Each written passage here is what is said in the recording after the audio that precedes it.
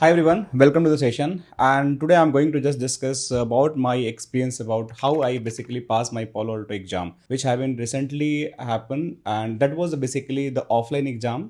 So basically आपको करना क्या होगा कि अगर आपको Palo Alto सर्टिफिकेशन करना है तो you just have to book now offline exam. आपको ऑफलाइन सेंटर पे जाना पड़ेगा, पियर्सन व्यू की वेबसाइट से जाना पड़ेगा and you have to give that exam जो 90 मिनट का होगा and then after you going to clear that exam. तो ये एग्जाम बेसिकली पूरा कंप्लीट MCQ बेस्ड था, राइट.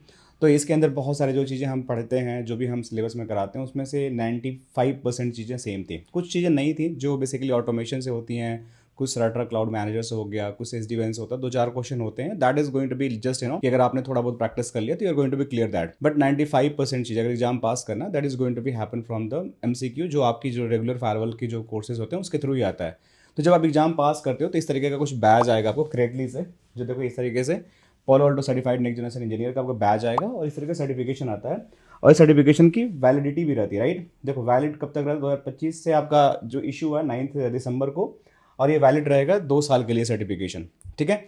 तो पहले जो PCNA और PCNSE एग्जाम होते थे तो सारे रिटायर हो चुके हों. तो अभी जो मेरा जो पुराना एग्जाम था, क्यों मैंने किया, मुझे ज़रूरत नहीं थी, बट बिकॉज थोड़ा सर्टिफिकेशन होना बहुत ज़रूरी होता है, क्योंकि जब आप ट्रेनिंग में हो, आप अप टू डेट रहते हो, क्योंकि आपको लोगों को बताना होता है. PCNSE भी थी और PCNSA भी था.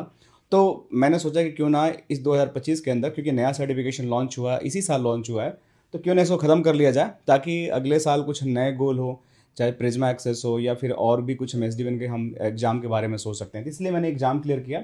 तो बेसिकली जब एग्जाम देने जाते हो, पियर्सन व्यू के जब बुक करते हो, तो आपको देखो इस तरीके का कुछ आपका फोटोग्राफ वहाँ खींचा जाता है सेंटर के ऊपर. तो आपकी फ़ोटो खींची जाती है, फिर रजिस्ट्रेशन ID होता है, फिर आपका टेस्ट ID सेंटर होता है.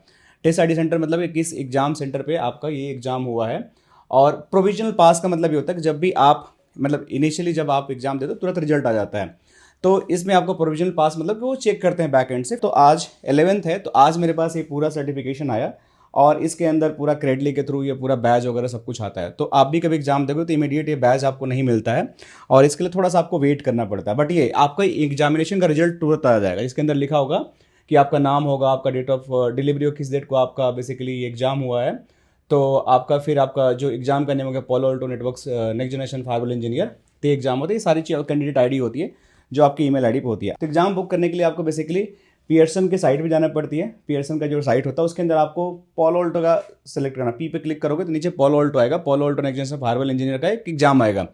फिर उसको आपको बुक करना पड़ेगा. पेमेंट भी वहीं से करनी पड़ेगी, जो यहाँ से लॉगिन करके अकाउंट बना सकते हो और फिर आप बेसिकली फर्दर एग्जाम के लिए आप जा सकते हो. तो यही बताना था. Thank you so much and see you in the next lecture. Bye bye.